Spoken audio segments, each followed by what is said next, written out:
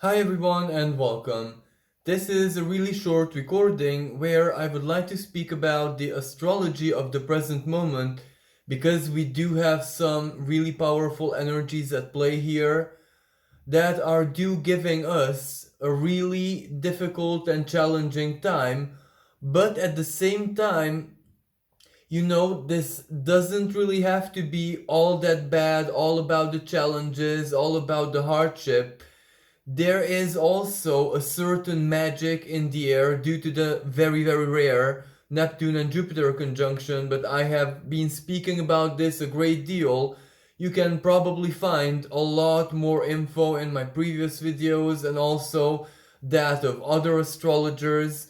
When there is a very rare celestial conversation, there is this astrological tendency to talk about it a great deal because, of course, everything has a powerful lesson in it, and chances are the rare conversations have a collective lesson which is that much more powerful, and this equates immediately to living some very unusual, interesting, and never ever experienced before times, all of us. This will definitely go down in history, and not just our collective history. For example, this war and everything that happened recently is such a beautiful embodiment of this energy. The war itself, don't get me wrong, is not beautiful. The war is definitely condemnable in so many ways, even spiritually, karmically.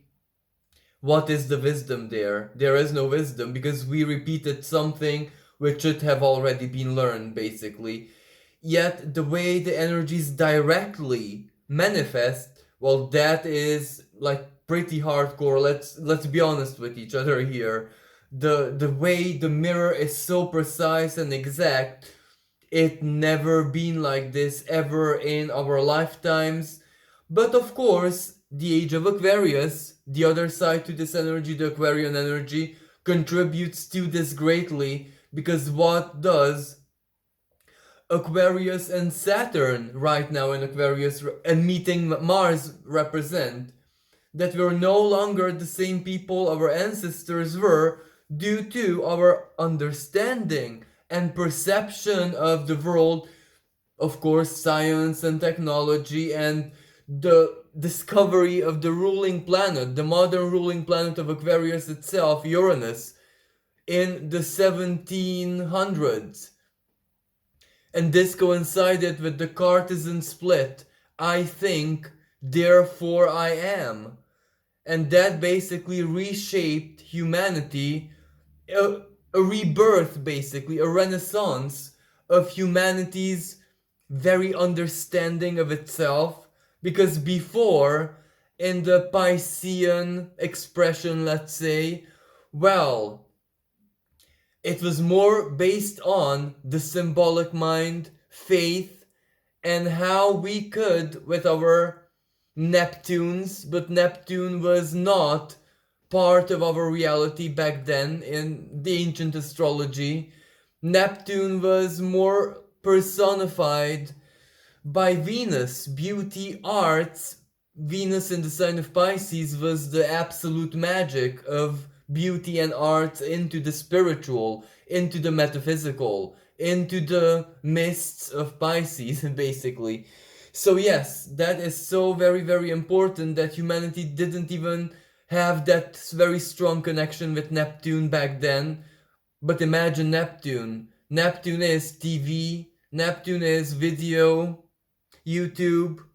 Yes, it's technology, but the essence of it is still Neptune. I'm speaking about something deeply spiritual, philosophical, to the soul, to the heart as well, and that's Neptune. Uranus makes it happen, yes, the technology that you see, your monitor, your device, that is Uranus combined with Mercury, but it is still Neptune, which is the very essence of the message and what we're doing, you and me, here right now. We're having this Neptunian connection after all, because I am a representative of Neptune, and ironically, because I am an astrologer also of Uranus, because Uranus is the guardian planet, the ruling planet of astrology.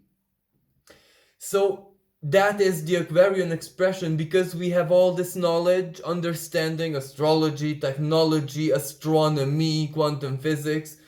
Of course, we are very, very different. So the Neptune and Jupiter connection, conjunction, meeting, alliance can have a very different effect on us.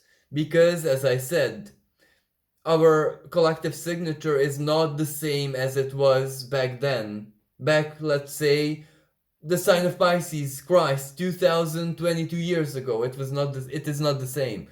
So this makes it very, very different. So this Neptune and Jupiter conjunction, this highly miraculous, mysterious energy, which drowned us already. This is not a forecast, this is the present. We're already deep, deep into the water. We don't even see the surface anymore. The surface is just a memory. This Neptune and Jupiter have us in their grips greatly already. And the way this manifests, well, this is exactly why I'm creating this recording, because a lot of people have been reaching out to me that they feel totally lost. And yes, when we are under the mist of spirit itself, the ocean, the infinite, endless ocean of spirit, of course we are feeling lost. And this is the essence of what I want to say here today. This feeling lost is not the same as it was ever in our lives. So this is where we must shut down the chitter chatter of the mind, the lower mind. The Gemini, I'm Gemini. I'm a lunar and solar Gemini, so I know what I'm speaking about.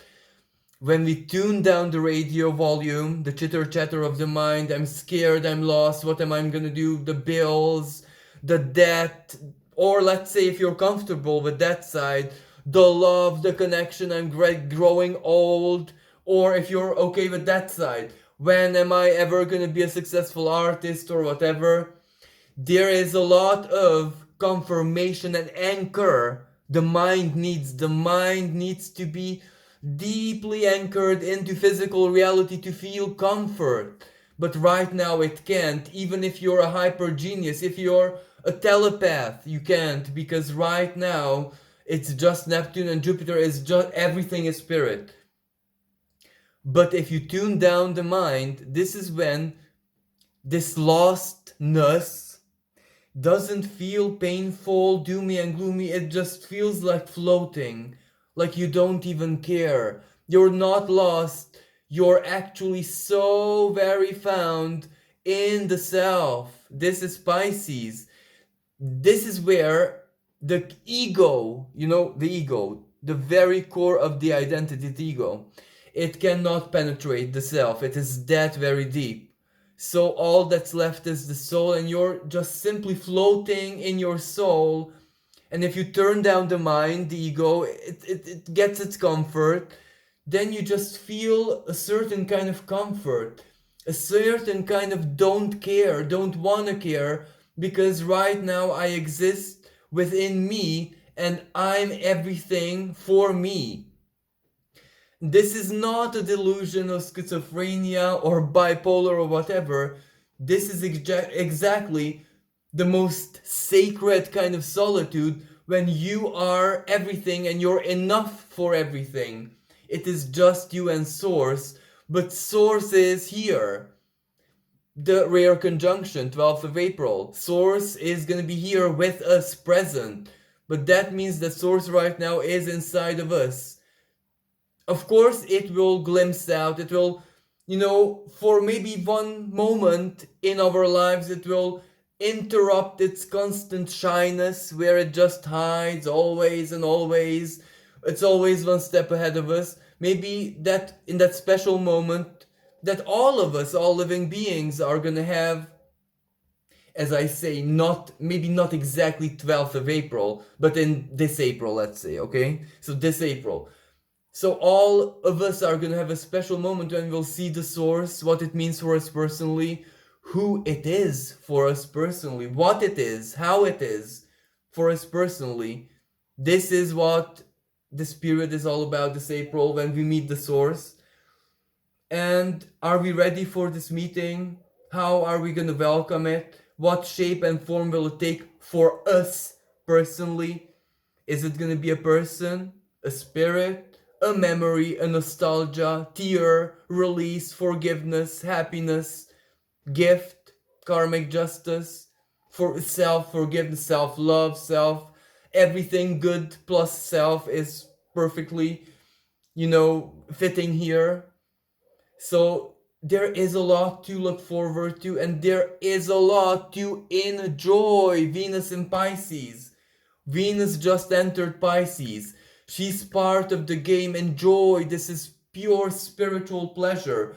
Usually, let's be honest, because very soon in a year, Saturn enters Pisces. Spiritual strictness, karmic perfection. This is where karmic justice, but like hair splittingly, paying for everything, receiving for everything. But that's a different year, different horoscope, doesn't matter. This is just the preparation for that. But now, before that strictness, because usually spirit is pain, usually.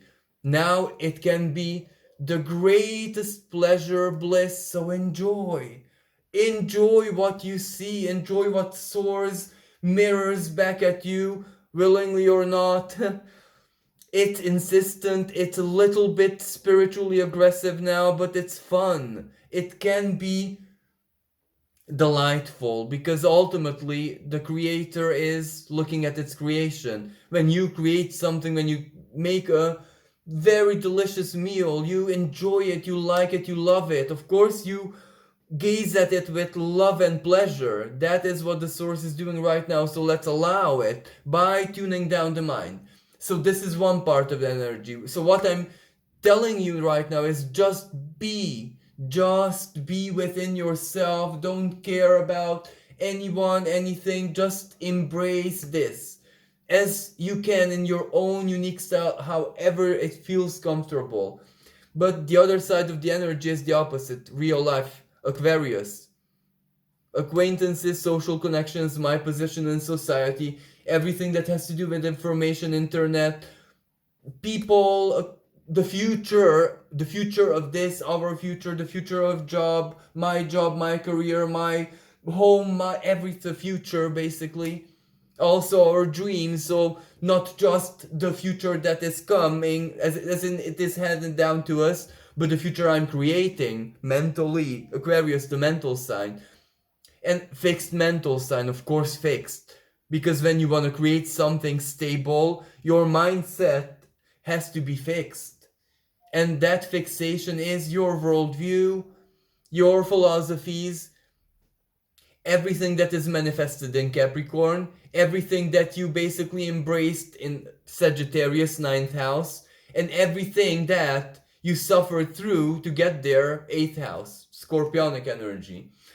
So, yes, Aquarius requires us to be always in tune with physical reality, but I do believe that we are dual enough in our essence as human beings to be able to multitask this. Maybe our minds, our brains, the human being, the sun, the identity is also there in that physical life, and it is doing what it needs to do, and it does need to do a lot. Saturn squaring the North Node in Taurus, along with the malefic, the smaller malefic, Mars. So that is big. North Node is our karma, what we need to do in Taurus for our long-term future. Again, Taurus. Long-term stability, future, money-wise, career-wise, house, everything that we own, inner value system, who it is that I am, my values, what I love, who I love, why I love. Just love is enough. The five senses of pleasure. It's very, very, very, very important. If the spiritual is everything that life is about, that's 50%. The other 50% is really, honestly, Taurus. The other 50% is Taurus.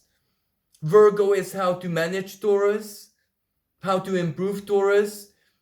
Capricorn, the other earth sign, is just how to upkeep Taurus. Keep Taurus happy. Keep Taurus permanent. So doesn't everything revolve around Taurus, really? Taurus, how important the second house. And one might say that, well, Zen, the second house, what are you saying here? Isn't the second house kind of incompatible with Christ consciousness and unconditionality, the oneness of all, and the infinite value of love, Pisces? Well, no, because it has to coexist in perfect harmony. So it's equally important, and if Pisces is really wise, it will recognize this and give the Caesar what belongs to the Caesar and the divine what belongs to the divine. As Christ said, one cannot have two masters. One cannot serve Mammon and God as well. You have to choose. But regardless of what you choose, the other one can still be incorporated fully. So there can only be the right choice. There can't even be a wrong choice when you know who you are. And the divine is helping you know who you are right now by making you feel disconnected, totally lost from anything else. So this is a favor it's doing you. If you feel totally lost, you're totally blessed, really. The more lost you feel, the more blessed you are. The more lost you feel and the less clue you have about anything, that means that the divine God itself, like this is big thing, is that much closer to you. So use this time wisely, dream, contemplate, philosophize, be you, be present, embrace nature, embrace whatever it is that you want. There's a lot of scorpionic shadowy energy as well, the South Node in Scorpio, but that's also okay, that's also Pisces. Embrace it, experiment, play with spirit right now because the universe is playful. We might see it as vengeful, but if you're listening to this and I'm recording this, that means that you and me are advantaged in this. We might have done something really good to be spared the doom and gloom, quite physically speaking. And what we bring to ourselves emotionally or empathically, that's another question. So let's be grateful for this and use it. And true, if there is a time to use magic, then this is now. So let's use our magic. And in order to use our magic, either some people have to be in groups, so be with your magical friends, or other people need to be lost in their sacred solitude because that's where the magic is. So let's do it and let's dream our future into existence. So thank you so much for listening. Until next time, bye for now.